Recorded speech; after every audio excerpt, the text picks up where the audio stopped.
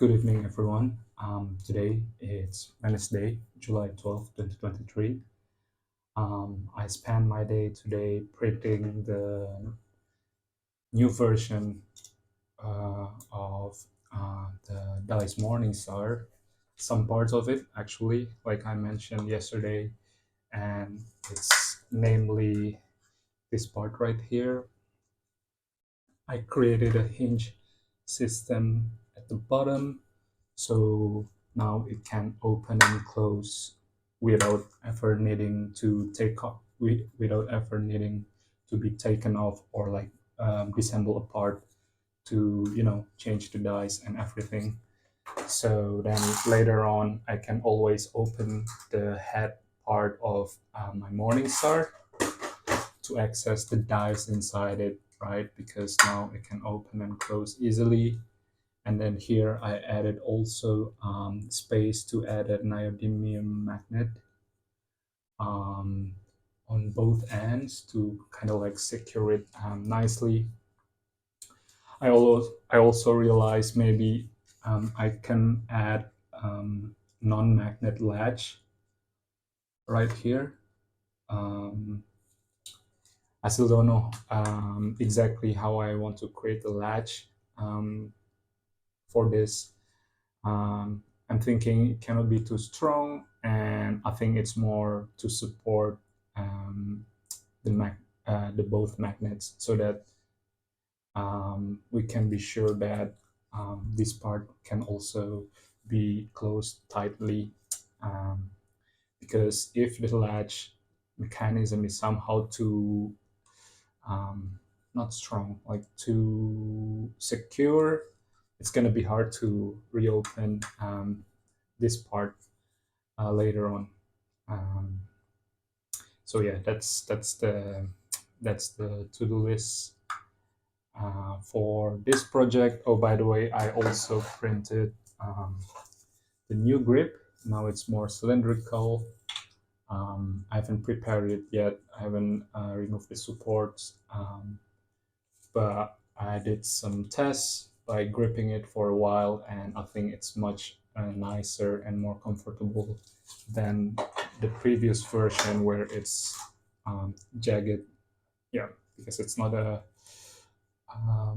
cylinder. It's what is a 12 side hexagon? Hexagon is 6 side, right? So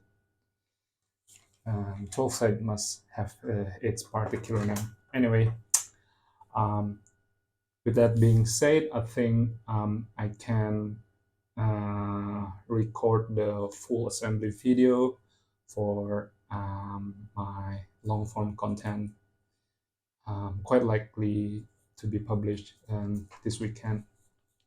And then, yeah, all I need to do left is just to take some picture of the finished product on a white background. So I will also have the thumbnails for my listing on Etsy or Cult3D. Um, so yeah, that's about the Dice Morningstar project. Apart from that, apart from that, today spent my day this morning still on my computer, and I want to share an interesting experience with you, and it has something to do with my YouTube. Yeah, because apparently after you reach a certain watch time and followers, there are more feature that is unlocked for you. And this morning I went to this rabbit hole of like YouTube studio and its dashboard. So many features there that I can still wrap my head around. But one particular thing that I want to discuss with you is this analytics. I think it's pretty cool, especially for me because yeah, everything's kind of new to me. Kind of know the idea of it, and I've been working with it for quite some time when I was still an art director. When you want to produce a campaign or when you get brief, you normally also get an overview of like the target audience and so on. So I kind of know the idea of it, but looking at the analytics of your own channel or of your own endeavor, it's just different. And anyway, went to this rabbit hole and just like looking around and learn what does it mean and stuff. And something that um, I realized is, on that dashboard you can also check um, where are your biggest audience, or like where are all your audiences based uh, in, like in which country or city do they live. And there's like some overview there that I can see. And yeah, so basically, based on that uh, analytics, it tells me that most of my um, audience or potential audience comes from the United States. And I thought it was quite weird at the beginning because I'm Indonesian and I live in Berlin. So I always thought that somehow the algorithm will somehow direct me towards the audience. But then I check the analytics on my other social media platform. Turns out United States um, is always the top country for most of my all of my social media. And I think, based on my assumption, I think it's because the type of content that I've been producing, it has something to do always with tabletop RPG, um, and also board game related stuff, which is really big in the US. You know, all that Dungeon and Dragon stuff. I think um, their biggest audience is also in the United States. Um, so it kind of explain and also answer my question. I believe like whoever watched this can say like, yeah, that's kind of how should I say this? It goes without saying, but yeah, just learning about this feels kind of cool to me, like connecting the dots and trying to. In my head, it's like I'm crunching data, like in the movie, and um, trying to connect the dots and stuff. Although it's actually maybe, uh, as you guys can assume, that it's actually not rocket science. But it's pretty interesting. Spent quite some time reading about a lot of this stuff and checking analytics. Um, yeah, so I don't know if you guys have some ideas or some tips on how to take connection based on the readings, or like some best practices if you are also content creators or aspiring content creators out there.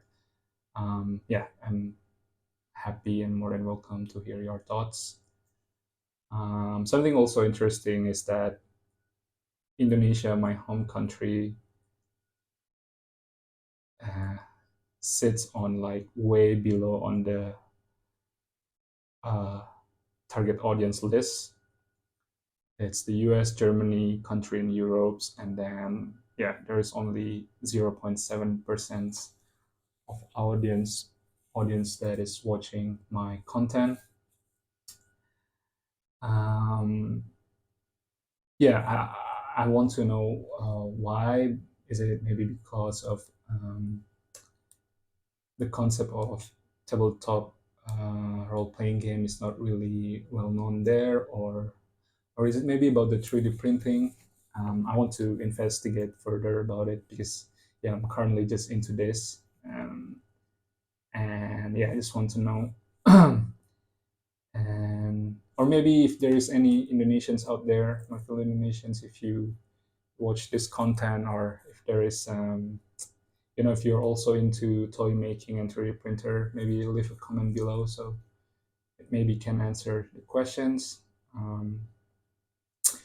I bring up this point because when I was back home in Indonesia and I explained about what I'm trying to do this past month with 3D printer and stuff, um, I think, I mean, this is a really small data set, so please take it with a huge grain of salt.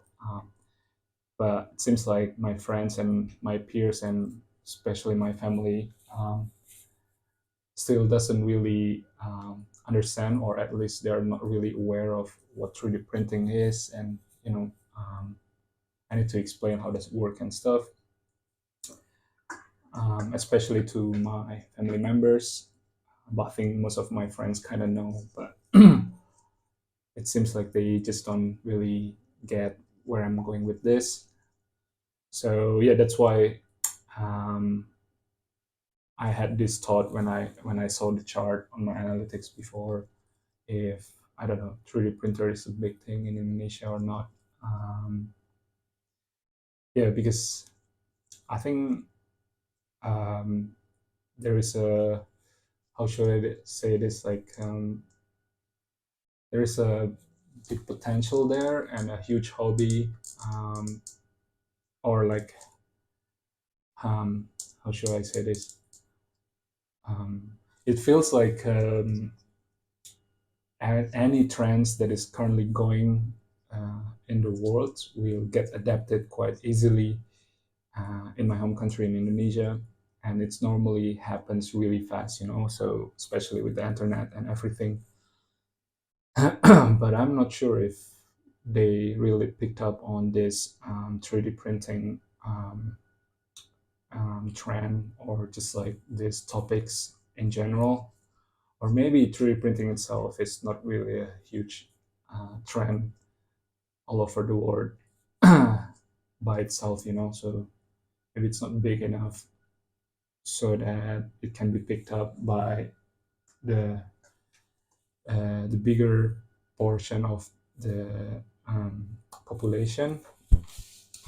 But yeah, I don't know. This is are all just like my thoughts and question that I have in my head, and I reckon I just want to put it out there. So if you guys have any opinion about it, or like what you think, how big is actually the 3D printing community all over the world, um, and if and I'm lost in my own thought. And yeah, if there is any Indonesians out there that is also into 3D printing or DIY toy making in general, maybe uh, leave a comment and maybe we can link up. Um, want to see more uh, people from my home country to also get into this trend. It's pretty cool. And for some reason, my impression uh, about my home country is it's like our people there, they are really resourceful. It's like the type of people who come up with like their own solution, um, especially for something quite physical. So I'm talking about like how they can fix something by themselves using like whatever they have, or like whatever they got at their home. And for some reason, that's always my impression of uh, my people. So I think 3D printer is actually a pretty good um, technology to learn, or like to use. For some reason, I always had this in mind about like there's a lot of like like those. For instance, if I go to a restaurant, this is something that always sticks in my head. If you go to like restaurants and then the table is wobbly somehow, um, or no, the chairs is wobbly somehow. Um, their first solution to actually take another chair that is as wobbly as the one that you're currently sitting and stack it all together, hoping that it will be um, hoping it will be more stable. And I don't know, for some reason it's just like that type of like resourcefulness that I always see, or like because there's a lot of traffic jam in Indonesia, for instance, like truck drivers normally also bring um, brick or like a huge concrete with them. So what they do is basically whenever the truck needs to stop on a uphill road, the driver or his assistant will come out bringing this brick and put it uh, at the back of uh, the rear wheel, the most rear wheel, so that it doesn't slide down. And yeah, this type of thing is always like sticking in my head. That's why my first impression is always about resourcefulness. So I think 3D printer is in my head is like the one technology that you can learn and you can have at home to make you a bit more resourceful, right? So yeah, anyway, that's just my thought.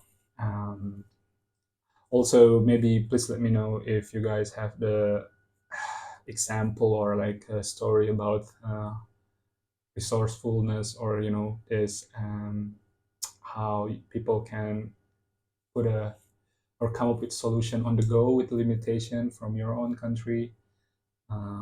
Please let me know. I think it's pretty interesting as well to learn, and I'm pretty sure it's not this resourcefulness thing is not exclusive to only Indonesian, um, and yeah, it must apply to different countries, and I want to know more about it. So yeah, anyway, where did I start again? Oh, it's analytics. Yeah, anyway, um, just something that is in my head, and I think it's quite interesting as well. What else? I think um, that's it.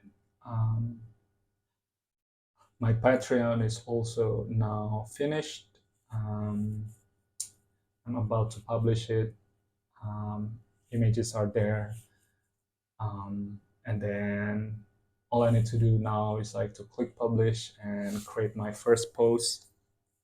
To be honest, I never used Patreon before, and I have no idea what people do there, because based on my research, when I was about to create my own page, I only did some research uh, for Patreon. Uh, I only did research about 3D printer who use Patreon, or like how can people monetize their 3D printing endeavor using Patreon. But how people use Patreon in general, I think it's quite foreign to me. So if you guys also know something about it, kindly let me know as well. Leave a comment below. And I think by this week my Patreon should be running. And for now, I think I don't want to overcomplicate it, and I want to use my Patreon solely for general support and for people who's interested to resell the physical version of my 3D print models. Doesn't mean that I will limit my Patreon page only for that. Maybe in the near future, after I kind of get the platform a bit more, maybe I can add more tiers with more benefits. But for now, I'm thinking to just publish two type of tiers. The first one is I'm calling it cadet tier. It's the cheapest one, €3 per month, where you get to see my contents earlier and ads free. And also I will release a Patreon exclusive creation that will change every month. Um, and then the next tier is the merchant tier, where I'm still figuring out about the pricing, but this merchant tier is solely for people who wants to get a commercial license to buy to resell the physical version of my 3D printer. Sorry, 3D print models. So yeah, that's the update for today. Um, what else? Yeah, there's nothing else. Anyway, see you in the next log entry. Bye bye.